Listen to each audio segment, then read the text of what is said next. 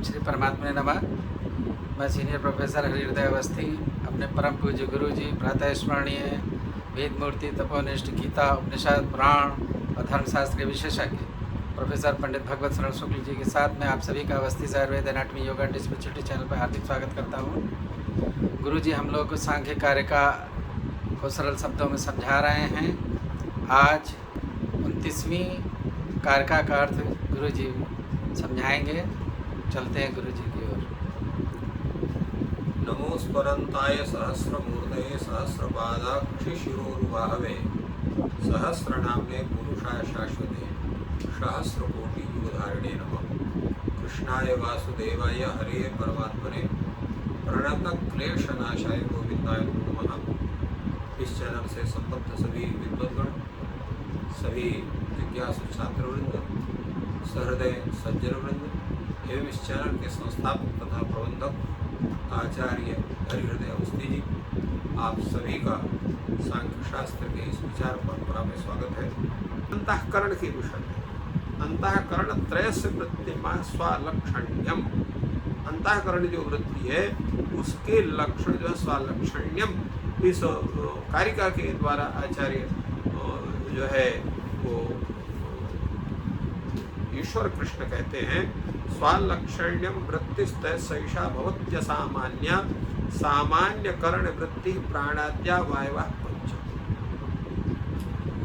तो ये जो तीन हैं, आपका अंतःकरण बुद्धि हो गया, इसके बाद आपका जो है वो अहंकार हो गया और मन हो गया। तो ये जो तीनों अंतःकरणों के अपने अपने लक्षण जो है स्वालक्षण्यम वृत्तित्रयस्य, तो त्रयस्य सहित स्वालक्षण्यम वृत्तित्रयस्य, त्रयस्य माने तीनों लक्षण, स्वालक्षण माने अपने अपने लक्षण के अनुसार इनकी वृत्ति है, माने व्यापार है इनका। और कैसे होता है ये व्यापार? तो सैषा वृत्ति ही असामान्य होती है। असामान्य, असामान्य का अर्थ होता है जो है विशिष्ट।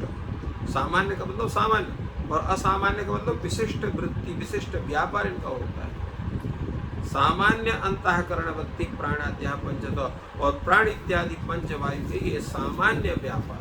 तो सामान्य करण वृत्ति प्राणाद्या वायु पंचवायव, इनके सामान्य अंतःकरण सामान्य करण वृत्ति होती है, परंतु जो अंतःकरण की असामान्य वृत्ति होती है, यही अंतर है। इनका सबका स्वरूप बताते हुए आचार्य वाचस्पति मिश्र कहते हैं स्वालक्षण्य वृत्ति, तीनों अंतःकरणों के जो व्यापार हैं वो अपने अपने में विलक्षण हैं, स्व स्व अपने अनुसार उनके व्यापारों के स्वरूप है। स्वम असाधारण लक्षण येषां तानि स्वलक्षणानि, इनके जो है असाधारण व्यापारों में अपने अपने विशिष्ट लक्षण हो गए। जैसे महत है, अहंकार है, मन है, ये अपने स्वरूप के ये स्वलक्षण है। जो महत्त्व, महत्त्व अर्थात बुद्धि तत्व, आन तत्व और मन तत्व, इनका जो भाव है, इनका जो व्यापार है, इनका जो स्वरूप है, क्या है? स्व अलक्षण्य माने विशिष्ट स्वरूप है, विशिष्ट स्वरूप है। तच्च स्वानि स्वानि लक्षणानि एव, और उनके जो है पृथक पृथक ही वो लक्षण होते हैं, इसके कारण से स्वलक्षण कहे जाते हैं। तद यथा, क्या क्या इनके लक्षण अलग अलग हैं। जैसे आपका बुद्धि है, तो बुद्धि का मुख्य कार्य क्या है? अध्यवसाय करना, माने निश्चय करना, निश्चयात्मिका बुद्धि। अध्यवसाय का अर्थ होता है निश्चय, माने किसी भी कार्य को करना है तो उसको पहले निश्चय करेगी, बिना निश्चय के नहीं हो, तो महतः अध्यवसाय। अहंकार क्या है? अभिमान है, अभिमान है उस कार्य के प्रवृत्ति में प्रवृत्त होना, इसको मैं ही कर सकता हूँ, मुझको ही करना चाहिए, मेरे लिए ही ये करनी है आदि जो ये विचार है, यह जो मन की वृत्ति है, जो चित्त की वृत्ति है, वो अभिमान है। और संकल्प क्या है? संकल्प मनसः, संकल्प करना ये मन का काम है, इस काम को करना, इस काम को हमें करना चाहिए, ऐसा संकल्प लेना, ये इस काम को नहीं करना चाहिए, ऐसा संकल्प लेना, ये जो है ये मन का व्यापार है। तो ये तीनों जो अंतःकरण है, बुद्धि है, अहंकार है, मन है, इन तीनों के पृथक पृथक अपने स्वतंत्र व्यापार है। ये किसी से इनका व्यापार जो है वो लागू एक साथ नहीं होता है। और कहते हैं कि वृत्ति द्वैविध्यम साधारणत्वाभ्याम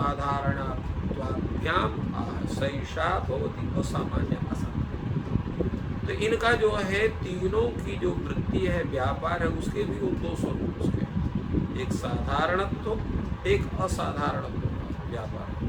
तो सैषा भवति असामान्य असाधारण। तो जो ये असाधारणी वृत्ति है, असाधारण जो व्यापार है, जिसके विषय में चर्चा की गई कि महत का व्यापार अध्यवसाय है, अहंकार का व्यापार अभिमान है और मन का व्यापार संकल्प है। तो ये तो असाधारण की वृत्ति है। और सामान्यकरण वृत्ति किसकी होती है? तो प्राणादि जो पांच है इनकी होती है, प्राणापान ज्ञान उदान समान की। इस तरह सामान्यकरण वृत्ति का तात्पर्य क्या है? सामान्य चासौ करण वृत्तिश्च। इसकी सामान्यकरण करण वृत्ति मन उनका व्यापार तद्रूप है। तो त्रयाणाम अपि करणानाम पंचवायवः। तो तीनों जो ये करण हैं इनके पांच वायु होते हैं, जीव और पंचवायवः जीवनम वृत्ति। पंचवायु जो उसके जीवन वृत्ति हैं, तद्भावे भावा तदभावे च अभाव। ये अगर ये पांचों वायु हैं तब तो जीवन रहेगा, अगर नहीं है तो जीवन नहीं रहेगा। ये प्राण कहाँ रहता है? तो जैसे बताया गया 5 प्रकार के प्राण होते हैं, प्राणापान ज्ञान उदान समान। तो ये प्राण जो है नासाग्र हृन्नाभिपादांगुष्ठ वृत्ति अपान। प्राण नासाग्र।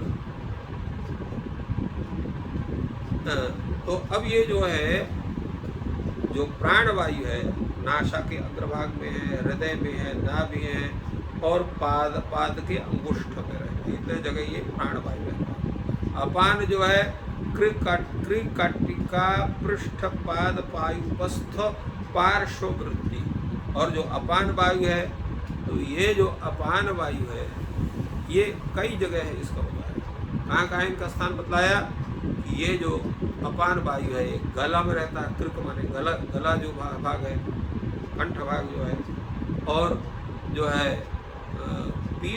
पृष्ठ भाग में कृकटिका पृष्ठ, और पैर, और जो है आपका पायु और मल त्यागेंद्रिय और मूत्रेंद्रिय, और पार्श्व माने दोनों बगलों माने दोनों कटिक प्रदेश जो कोख जिसको हम कहते हैं, तो दोनों कोखों में ये रहता है। और जो समान वायु, समाना हृन्नाभि सर्व संधि वृत्ति, जो समान वायु है हृदय में रहता है, नाभि में रहता है, और जितने शरीर के संधि स्थान हैं उनमें भी ये समान वायु रहता है। और उदान वायु हृत कंठ तालु मूर्धभ्र मध्य वृत्ति ही। ये जो उदान वायु है ये हृदय देश में, कंठ देश में, तालु देश में, मूर्धा स्थान में और भ्रूमध्य वृत्ति दोनों भवों के बीच में भी रहता है। तो भ्रूमध्य में दोनों भवों के बीच में है। इस तरह से इनकी इसकी वृत्ति है। और व्यान क्या है? व्यानस्तु व्यानः त्वग वृत्ति। व्यान जो वायु है संपूर्ण त्वचाओं में रहता है, सभी जगह उसको रहता है। तो इस तरह से इन सभी का परिचय इस कारिकाओं में दिया गया। हम बुद्धि है, अहंकार है, माने इनके स्वतंत्र व्यापार कौन कौन से हैं, और ये 5 वायु हैं इनके अपने सामान्य व्यापार क्या क्या है, इनका परिचय आज हम लोगों ने प्राप्त किया। तो इस प्रकार गुरुजी ने बहुत ही सरल शब्दों में अंतःकरण और पंच वायु, जो पंचविध वायु हैं, उनके स्थान और कर्म का सरल भाषा में विश्लेषण किया। आपका दिन शुभ हो, ईश्वर आपकी सहायता करें। धन्यवाद।